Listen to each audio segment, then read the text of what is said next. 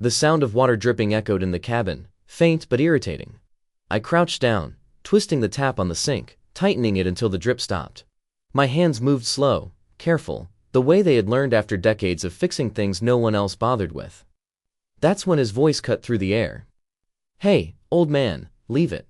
You're not the plumber here." The room went quiet. A few guests turned their heads. My son-in-law leaned against the polished mahogany wall, his smile smug, one hand wrapped around a glass of champagne. He said it loud enough for everyone to hear. I froze for a second, still bent over the sink. My back ached. My knees popped when I stood. I looked at him. He didn't bother to look back, just kept grinning at the crowd as if he'd told the best joke of the night. Some people chuckled. Others sipped their drinks, pretending not to notice. My daughter kept her eyes on the floor. The cabin smelled of perfume and expensive liquor.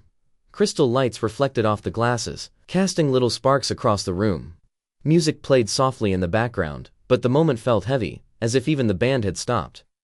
I wiped my hands on my old jacket, the same one I'd worn for years. A jacket too plain for this place, too ordinary for a yacht lined with white leather and polished brass. "Come on," my son-in-law said again, louder this time. "Sit down and let the staff handle it. That's what they're paid for.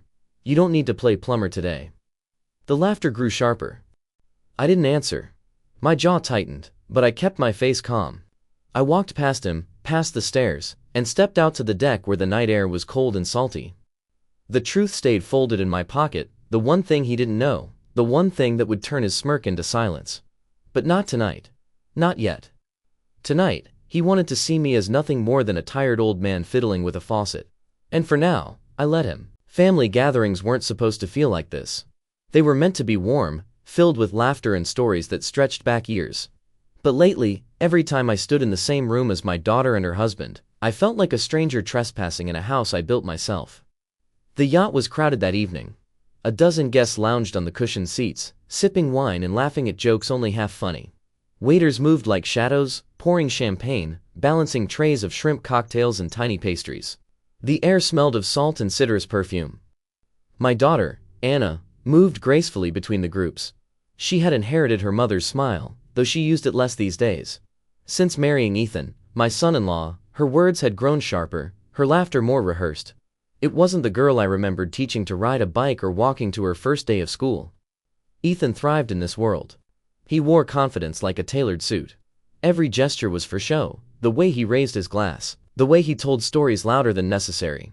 He introduced himself to people I already knew, shaking hands as though he owned the dock, the ocean, and every sunset that touched it. And me? I stood at the edge, listening. Nobody introduced me. Nobody asked how I was doing. I was simply there, in the background, like an old photograph tucked into a corner frame. The irony was hard to swallow. For years, I had carried this family. Long shifts, double hours, saving every penny so Anna would never feel the hunger I had known as a boy. My wife and I skipped vacations, birthdays, and even new clothes, just to put her through college debt-free. Yet here I was, treated as though I didn't belong at the table I had built. "Dad, sit down," Anna said once, her voice soft but distant. She didn't look at me when she said it. Ethan's arm rested around her shoulders, pulling her closer, claiming the space between us. I nodded and obeyed, sitting in silence while he entertained his friends. The champagne glasses clinked, laughter rolled across the polished deck, and my daughter smiled in all the right places. No one noticed the weight in my chest. No one saw the way my hands trembled slightly as I folded them in my lap. They had forgotten who I was. But forgetting doesn't change the truth. And the truth always waits. The yacht itself was a floating palace. White leather seats curved around polished teak tables. The bar gleamed with bottles of imported whiskey and champagne, labels in languages most of the guests couldn't even pronounce. Overhead, recessed lights glowed warm against the darkening sky, while waves slapped rhythmically against the hull. Ethan thrived in that environment. He strode across the deck like a man who had conquered the sea. He laughed louder than the others, touched shoulders as if they were lifelong friends, and pointed out every luxury detail as though he had personally carved it from gold. Custom Italian woodwork, he bragged, running his hand across a railing. Cost a fortune to ship. Worth every dollar. The guests nodded, impressed, sipping their champagne. None of them questioned his claims. To them, he was the perfect host, wealthy, confident, a man with stories to tell. And me? I was seated near the stern, away from the laughter. A folding chair, not one of the plush cushioned seats, had been set out for me. I could see the skyline in the distance, city lights just beginning to flicker awake. It was beautiful, yes. But beauty is hard to taste when you're served humiliation first. From across the deck, Ethan glanced at me. His smirk lingered a moment too long. He raised his glass, clinking it against another guest's, before whispering something that drew laughter from the group. I didn't need to hear the words. I knew they were about me. Anna sat beside him, smiling thinly, her hands folded in her lap. She didn't defend me. She didn't move closer. She simply stayed in his shadow, as if that was the only safe place left for her. I breathed in the ocean air, letting it sting my chest. The waves rolled, steady and timeless, a reminder that the world did not bend to Ethan's arrogance, no matter how loud he bragged. Still, the scene was clear. In their eyes, he was the man of the hour, and I was just the quiet old figure in the corner. But corner seats still see the whole table. And sometimes, they see more than anyone else. Dinner was served in the main cabin, a long table draped in white linen and lined with crystal glassware. The smell of roasted salmon and garlic butter filled the air. Guests chattered, their voices bouncing against the polished wood and glass windows, blending with the hum of the yacht's engines. I sat at the far end of the table, half a world away from the laughter at the other end. Ethan presided like a king at his feast. He tapped his fork against his glass, calling for silence, his grin wide and practiced. "I want to thank everyone for joining us tonight," he said, raising his glass. "It's not every day you get to celebrate success in such style." The table applauded. Glasses clinked. I sipped water from my own glass, the stemware feeling foreign in my hand. Then Ethan's gaze landed on me. His smile sharpened. "And let's give a special thanks to my father-in-law here." He gestured down the table, every eye turning my way. Always handy with tools, always ready to fix a leak. A real, cheap handyman, aren't you? Laughter broke across the table. Some polite, some cruel, all cutting. I felt the heat rise in my chest but forced my face to remain calm. I didn't flinch. I didn't give him the satisfaction. "Maybe we should keep him around," Ethan continued, voice dripping with false generosity. "Yachts need maintenance, after all. And God knows plumbers charge a fortune these days." The room erupted again. Champagne bubbled, voices overlapped, forks clattered. My daughter looked down, her cheeks flushed, but she said nothing. Not a word in my defense. I set my fork gently on the plate, folding my napkin with slow, steady hands. The muscles in my jaw ached from the restraint. Inside, the silence screamed. Years of sacrifice, every dollar saved, every hour worked, every dream delayed, reduced to a punchline this table. I stood quietly, chair scraping against the floor. The laughter softened, replaced by curious stares. I didn't speak. I didn't meet their eyes. I walked past the polished walls, past the bar lined with bottles worth more than most people's monthly rent, and stepped out onto the deck. The night air was cold, briny, and honest. It cut through the noise, through the false laughter still spilling from the cabin. Out there, the ocean didn't care who bragged or who mocked. And neither would I, for now. The ocean wind stung my face as I leaned against the railing. Behind me, laughter and clinking glasses filled the cabin. I let it fade into background noise. Out here, under the stars, memories returned, memories sharper than any insult. I hadn't always been the quiet man in the corner. Once, I had built something of my own. A small construction company, nothing flashy, but honest work. Brick by brick, beam by beam, we raised homes that stood against storms and time. My hands were calloused, my back strong. Every dollar I earned, I saved for my family. Vacations were postponed, luxuries ignored. I skipped new suits, new cars, even dinners out, so Anna could have what I never had, a future unburdened by debt. I remember the day I walked her across the campus for her first semester. She smiled wide, nervous and excited, her whole life ahead of her. That smile was worth every hour I'd spent under the sun. When her mother got sick, I worked double shifts, running from job site to hospital, the weight of both worlds pressing down on my shoulders. I didn't complain. I couldn't. Someone had to keep things together, and I had vowed it would always be me. People admired me then. Not for riches, but for grit. Neighbors borrowed tools, asked for advice, trusted me to build what mattered most, their homes. I never bragged, never needed to. My pride lived in the quiet moments, in a roof that didn't leak, in a mortgage paid off, in a daughter who never once had to wonder if she was secure. Now, standing on a yacht that others claimed as their own, I felt the distance between then and now. The world looked at me and saw an aging man in a worn jacket, someone easy to dismiss. But I knew what my silence was worth. Because silence isn't weakness. Silence holds stories, sacrifices, and truths too heavy for those who live only in the noise.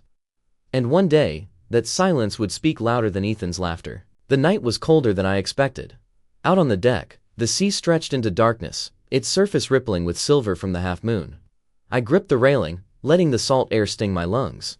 Behind me, through the glass doors, the party raged on, laughter, music, the clinking of glasses. None of it reached me. I sank into a chair near the stern, away from the warm lights and polished tables. Alone, I listened to the rhythm of the waves slapping against the hull. Each sound reminded me of time passing, steady and unstoppable. My daughter's laughter drifted through the glass, soft but sharp as it cut against the memory of a younger Anna, the one who used to run barefoot across our yard, her tiny hand clutching mine. She had once told me I was her hero. Now, she sat beside a man who mocked me in front of strangers, and she said nothing. I pressed a hand against my chest. Not from illness, though age had made me slower, weaker, but from the kind of ache that doctors can't diagnose. Betrayal by blood is heavier than any weight carried at work. In my pocket, the folded papers rested where they always had. A simple envelope, worn at the edges. No one noticed when I carried it, no one asked what it contained. To them, I was just an old man clutching old habits. To me, it was a reminder, silence didn't mean surrender. But tonight, I let the silence win. I let Ethan believe his arrogance had the final word. He strutted around my table, my deck, my yacht, and called me a plumber as if I were beneath him. I closed my eyes, breathing slow, steady. The pain was real, but so was the patience I had learned across a lifetime. Patience to work, to sacrifice, to endure.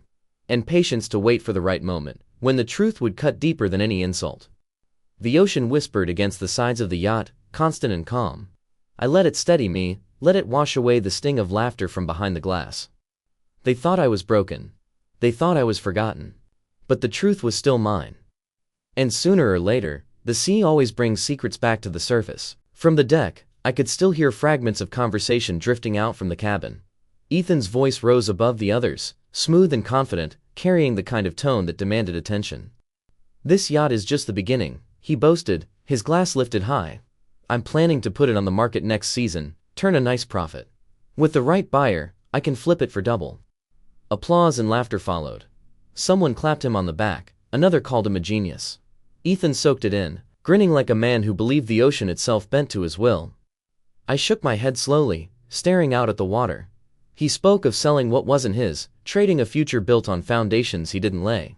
He had no idea the papers rested inches from my hand, tucked safely in my pocket. "Inside," he continued. "The maintenance is killer, though. You wouldn't believe what these things cost.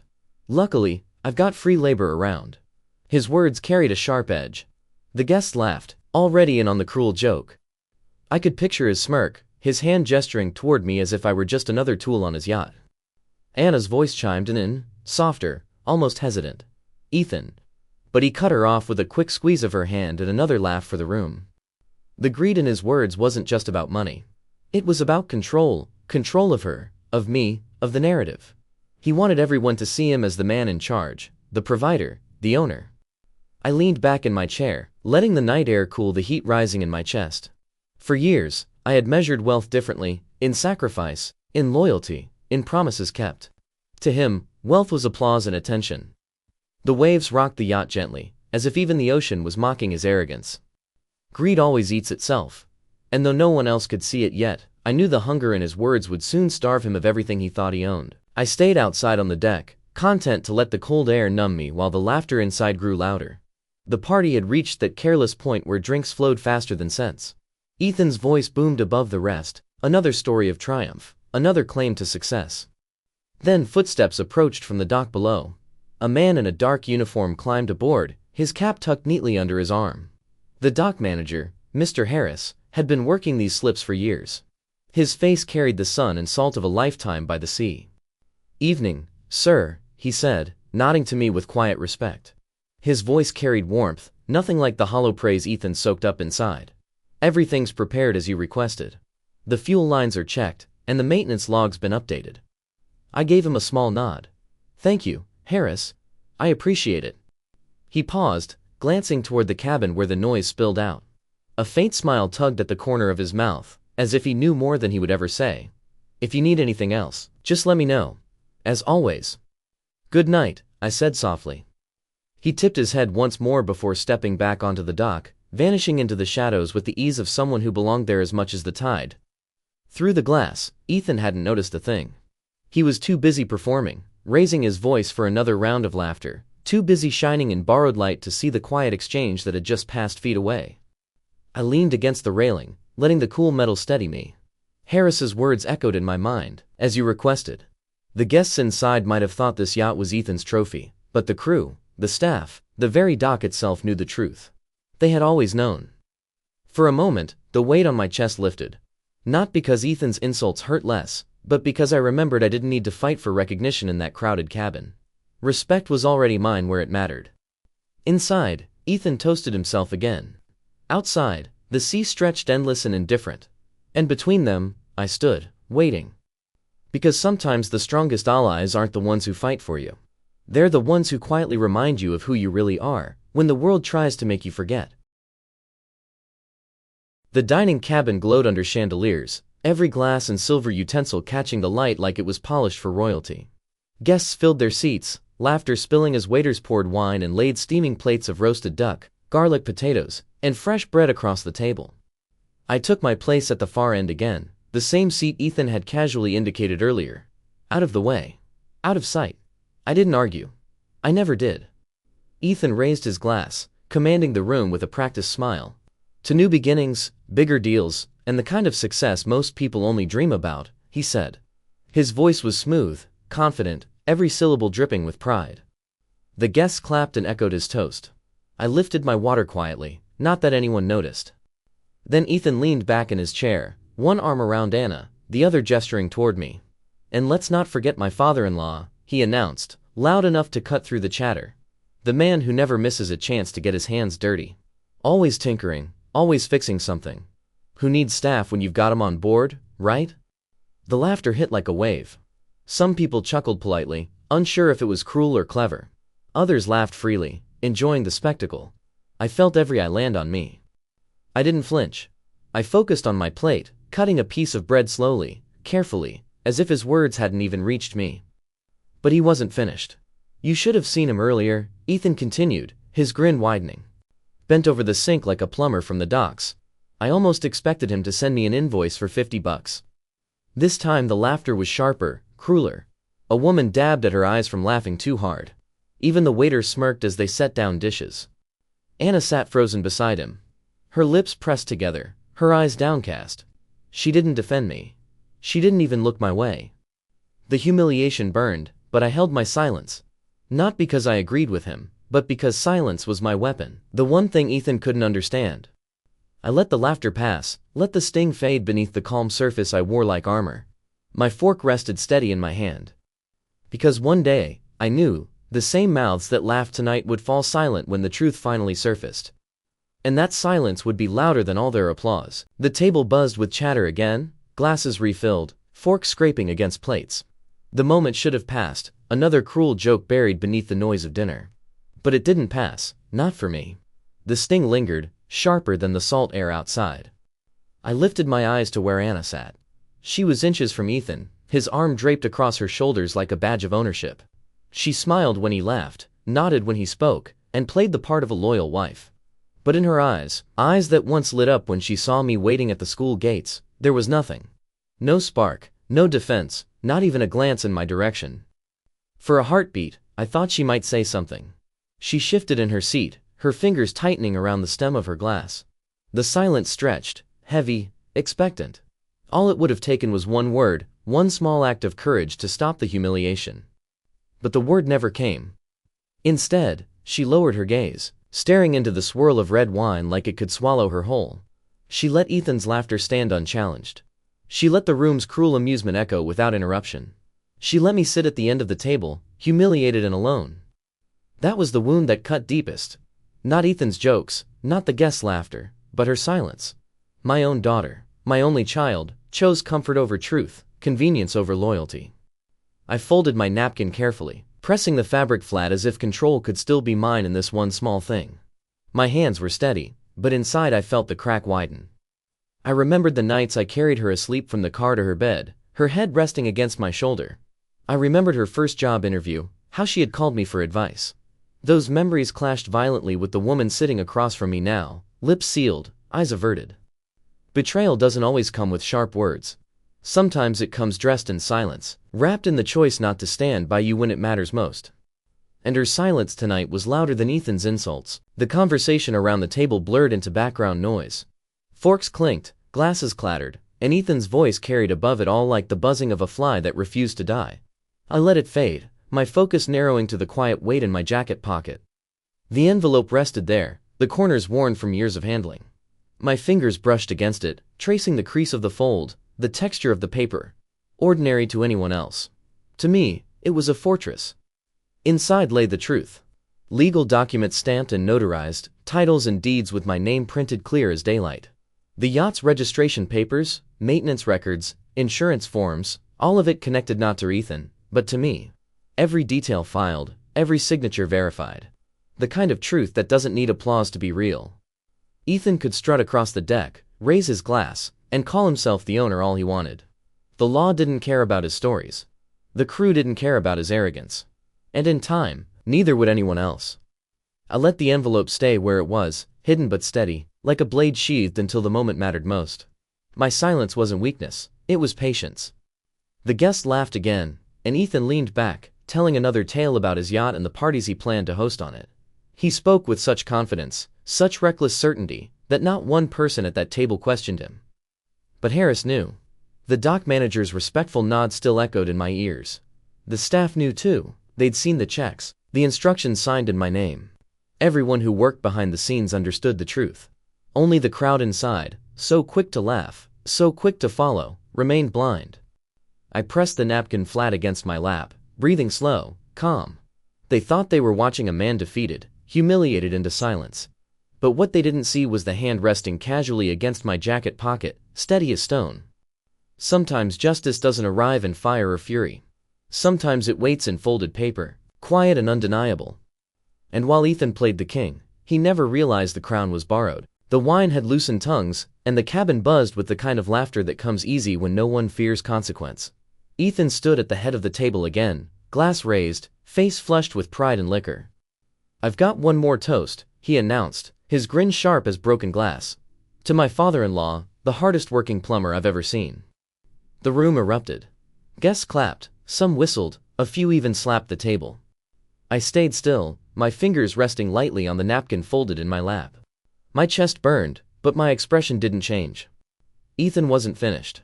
He leaned forward, his voice loud enough to silence the other conversations around the room.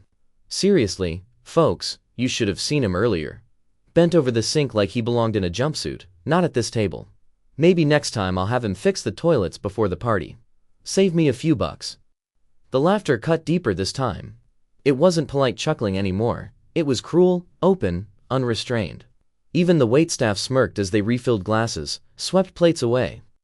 Anna shifted uncomfortably beside him, her hands tightening around her napkin, but still she said nothing. Her silence wrapped around me tighter than any insult. I lifted my glass of water and took a slow sip. The taste was plain, but it steadied me.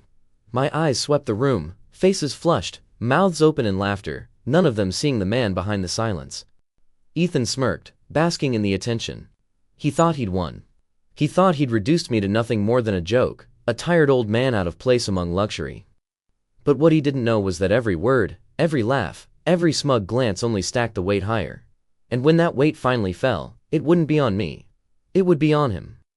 I set the glass down gently, the sound barely audible against the roar of laughter. The patience that carried me through years of sacrifice carried me now. Because the deeper the insult, the sharper the justice that follows. The party had reached its cruel peak.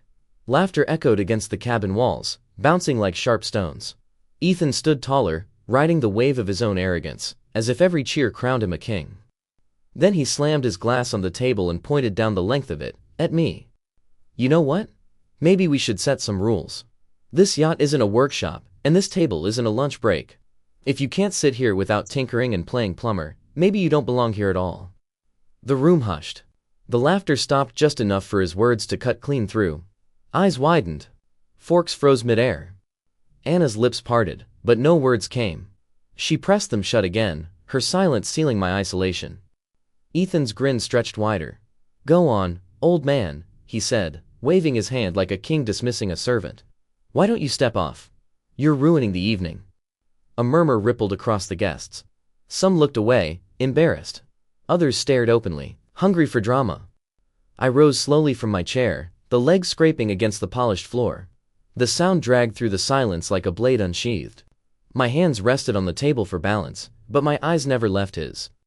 Ethan smirked, mistaking patience for surrender. He expected me to slink away quietly, to bow under the weight of his mockery one last time. But inside me, the silence had shifted. It wasn't submission anymore, it was steel, forged in waiting. I straightened my jacket, felt the steady weight of the envelope in my pocket, and stepped away from the table. Every movement was deliberate, calm. "Careful," Ethan chuckled, his voice dripping with superiority. "Don't trip on your way out, Plumber." The guests chuckled nervously, unsure if they should laugh again or stay quiet. I paused at the edge of the cabin.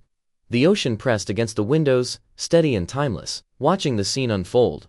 I let the silence linger, heavy enough to press into every chest. Then, for the first time that night, I spoke. My voice was low, calm, and sharp as a blade. "Are you sure this yacht belongs to you?" The room froze. The laughter died instantly. Forks dropped.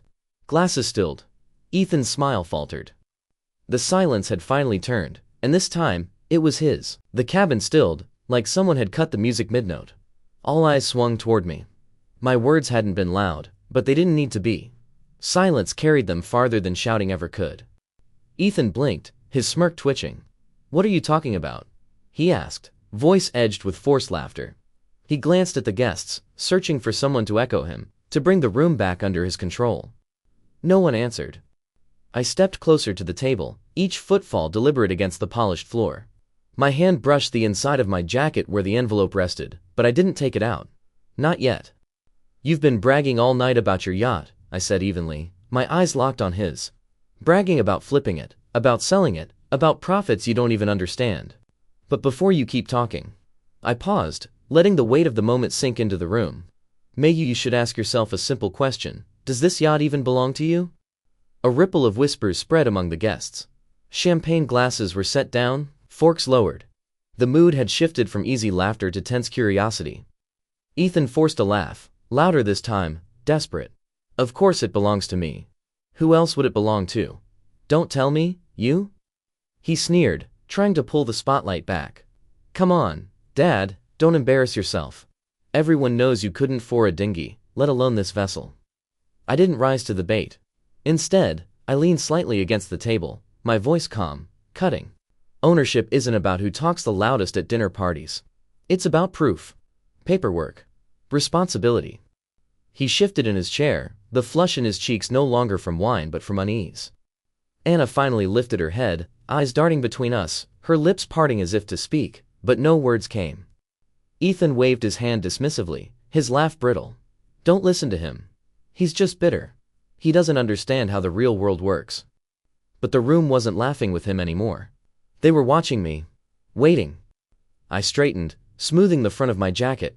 My hand pressed lightly against the envelope. "Maybe it's time the real world caught up with you," I said softly. And in that moment, Ethan's smile cracked. The weight of the room pressed down like a storm cloud ready to break. Glasses hovered mid-air, guests frozen in half-smiles that no longer fit their faces. Ethan shifted in his chair, gripping the stem of his wine glass too tightly. I reached into my jacket pocket and pulled out the envelope. Its corners were worn, its paper soft from years of being folded and refolded. I set it gently on the table, sliding it across the linen until it rested between the silver platters and half-finished plates. "This," I said calmly, "is proof." No theatrics. No raised voice. Just steady words delivered with the certainty of someone who no longer had to explain himself. Ethan barked a laugh, brittle and forced. "What is this? Some old receipts? Don't embarrass yourself." I opened the envelope with deliberate care, pulling out the crisp documents inside. The sound of paper unfolding was louder than the whispers around the table. Titles, deeds, notarized signatures, all stamped and sealed. I spread them neatly before me. "This yacht," I said, tapping the first page, "is registered under my name. purchased outright. Every maintenance fee, every fuel cost, every dock payment has been handled by me. Not by you. Not by Anna. Not by anyone else. The words landed heavy. Guests leaned forward, eyes darting across the black ink and official seals. Some gasped softly. Others exchanged glances, the realization dawning that the night's entire performance had been built on lies. Ethan's face drained of color. He reached across the table, snatching at the papers, but I slid them back toward me before his hand could reach. "Don't," I said quietly. The single word carried more weight than any shout. Anna's hand trembled on her napkin. She finally looked at me, really looked at me, for the first time all evening. Ethan tried again, his voice cracking under the strain. "He's lying. This is fake. Some trick." But the silence in the room betrayed him. Everyone saw what he refused to admit. The truth was there in black and white, stamped by the state, undeniable. I folded the papers once more, tucking them back into the envelope with the same steady hands that had built a life from nothing. "For years," I said, my eyes sweeping across the table, "I let you believe your story. But the truth doesn't need belief. It only needs time." And tonight, time had finally run out. The silence after my words was thick enough to hear the engines humming beneath the floor. No one laughed now. No one dared lift a glass. All eyes locked on me, the old man they had dismissed, and on the papers that had shattered Ethan's performance. Ethan forced a shaky smile, trying to recover. "Fine," he said, waving a dismissive hand. "So maybe the yacht's in your name on paper. That doesn't mean anything. You don't even use it. I'm the one who takes care of it. Everyone knows that." I met his eyes, steady. "No, Ethan. Everyone knows I allowed you to use it." My voice was calm, deliberate, each word slicing through the air. "This yacht was never yours. It was never gifted, never promised, never transferred. You were borrowing it. That's all." The words landed like a stone thrown into still water. A ripple of shock spread across the table.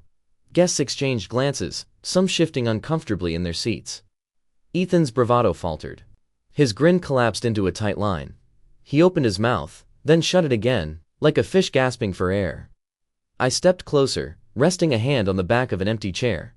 "You strutted across these decks as if they belonged to you. You bragged, you mocked, you humiliated the very man who let you step aboard. You forgot the truth, that borrowed crowns don't make kings." Anna's face went pale. She stared at Ethan, her hand slipping from his arm. The loyalty she had shown all evening cracked under the weight of reality. The room was no longer his stage.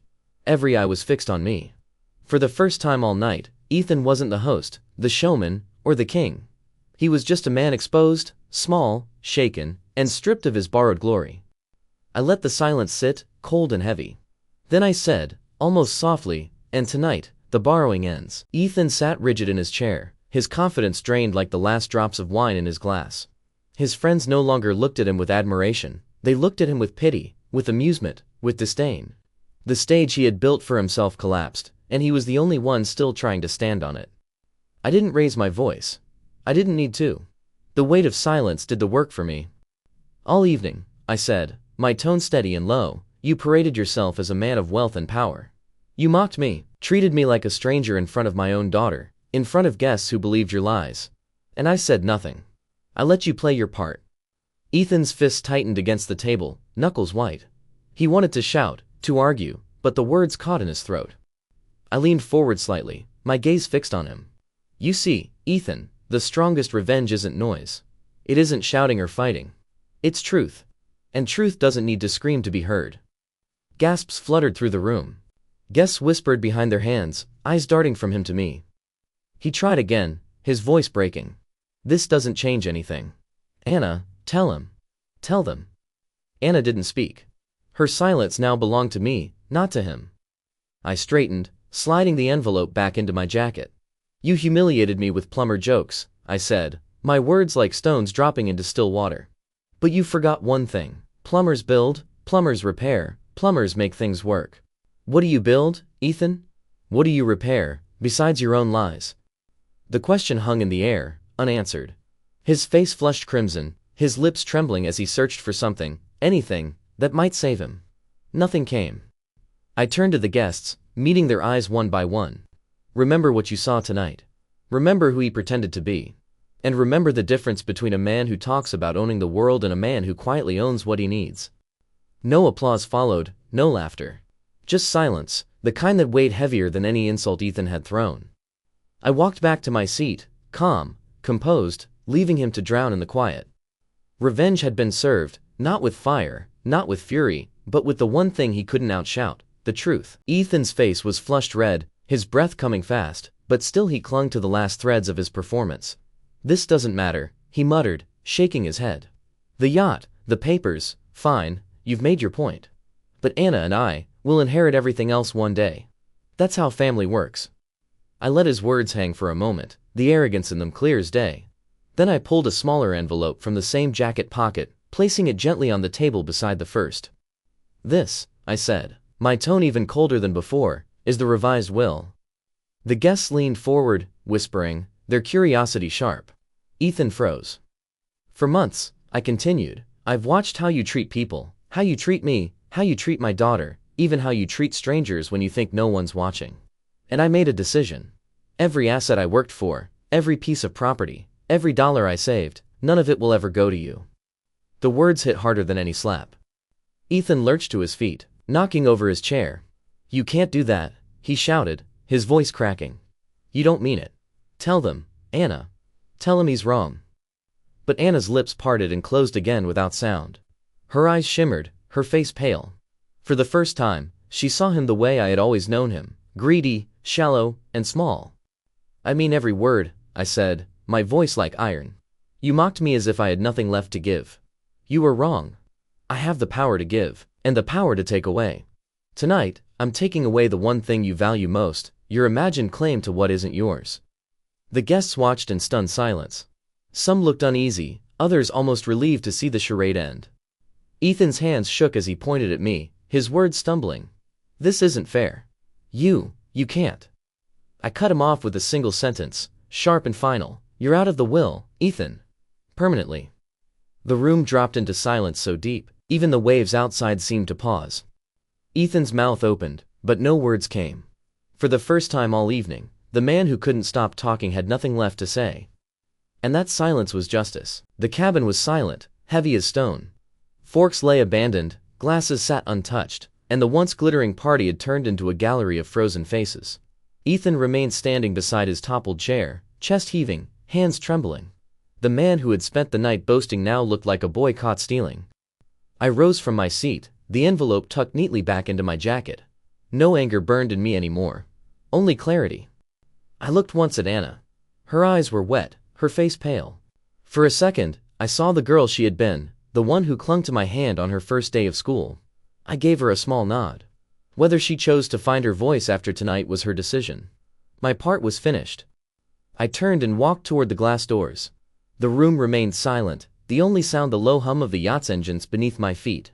No one tried to stop me. No one dared. The night air greeted me like an old friend, cool and sharp against my skin. Stars scattered across the sky, and the city lights glittered faintly along the horizon. Out here, the world felt honest again. Behind me, I heard the muffled chaos beginning, guests whispering, chairs scraping, Ethan's voice cracking as he tried to salvage what little dignity he had left. But none of it mattered anymore. His stage had collapsed, and the spotlight had burned him hollow. I walked to the stern, resting my hands on the railing. The sea stretched endless and steady, a reminder that time swallows arrogance, that truth always surfaces. I had come aboard that night carrying the weight of humiliation, treated as if I were nothing. I left carrying only silence, but it was the kind of silence that spoke louder than any laughter in that cabin. And for the first time in a long while, I felt light. The yacht faded behind me as I stepped onto the dock. The night air was crisp, carrying the scent of salt and fuel. Each step away from that cabin felt lighter, freer. The humiliation I had endured hours earlier no longer clung to me.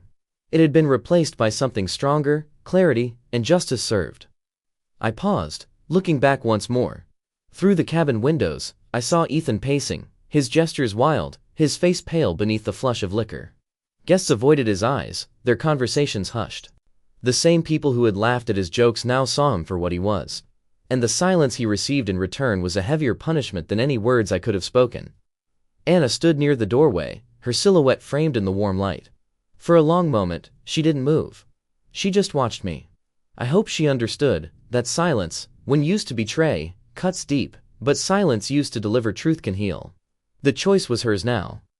I turned away and walked into the night. The dock creaked beneath my steps, waves lapping steadily against the pilings. Above, the stars shimmered, endless and indifferent. I thought of the years behind me, every sacrifice, every hour of labor, every dream I had postponed for the sake of family. Tonight, none of that was wasted. Tonight, it had spoken for me. Because betrayal, no matter how sharp, cannot outlast truth. And arrogance, no matter how loud, will always fall silent when faced with proof. Respect is wealth. Betrayal is death. And debts are always collected in the end. I breathed deep, letting the ocean air fill my lungs, and felt peace settle where pain had been. My silence had spoken. My justice was done. If this story reached you, if you felt the weight of betrayal and the satisfaction of justice, don't let the silence end here. Like, share, and subscribe, because tomorrow brings another story of truth, betrayal, and the justice that always follows. You don't want to miss it.